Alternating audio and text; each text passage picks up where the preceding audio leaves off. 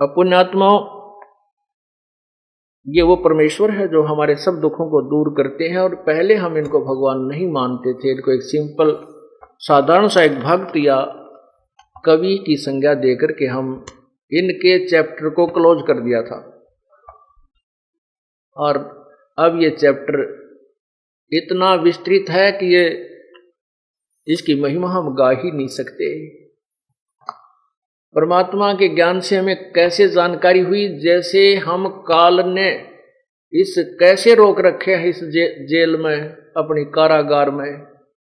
ये इतना गंदा स्थान समझो सतलोक की तुलना में। जैसे अपने भारतवर्ष के जो अपराधी व्यक्ति के लोग लुगाई होती थी, औरतें होती थी, उनको अंडोमान निकोबार काले पानी छोड़ आया करते थे और वहां पर कोई लॉ एंड ऑर्डर नहीं होता था। कोई कितना किसने सतावे, कितना दुख पड़े, ना कोई मकान ना कोई रहने का स्थान, तो वहां उनकी ब्रेन मट्टी हुआ करती थी और वापस नहीं आ सकते थे, क्योंकि वो इतनी समुद्र के बीच में टापू है, कोई विधि नहीं, कोई साधन नहीं था उनके पास वापस आने का।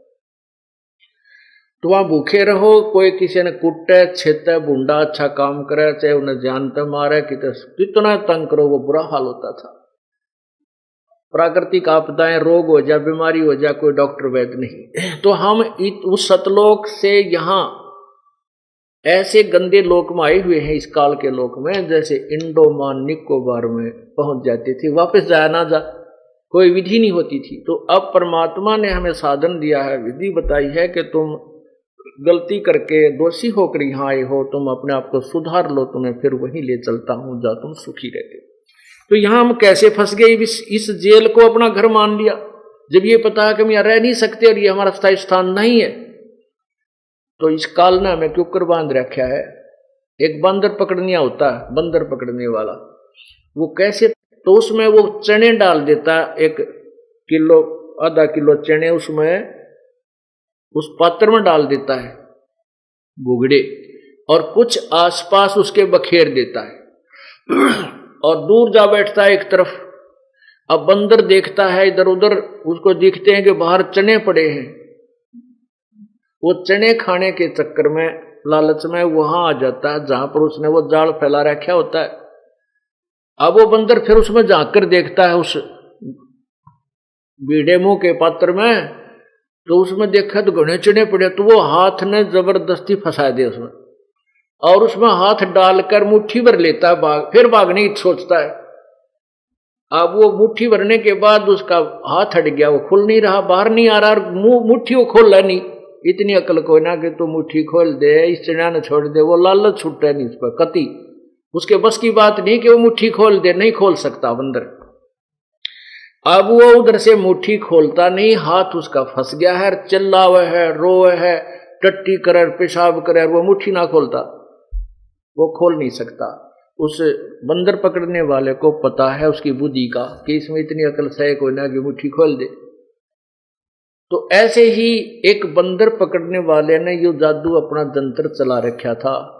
एक भगवान आत्मा दयालु आ गया, उसको पता था कि ये बंदर पकड़ने वाला इसको फिर नाना नाच नचाएगा, कितना सासू का कतवा होगा, कितना टील पैर के दिखाओगा, यानी अपनी रोजी रोटी कमाने के लिए इस बंदर को ट्रेनिंग दे करके ये करेगा। उसने क्या किया, एक वो केले ले रहा था, वो एक केला उस बंदर के तरफ दिखा के नू और इतनी दूरी पर डाल दिया कि उसका मुश्किल से हाथ पहुंचे। अब बंदर ने वो रोना तो छोड़ दिया, वो केले पर ध्यान टेक गया उसका। अब जब केला उठाने की चेष्टा की तो वो मुट्ठी खुल गई, थोड़ी सी ढीली होगी, वो चने खड़कते ही नीचे गिर गए।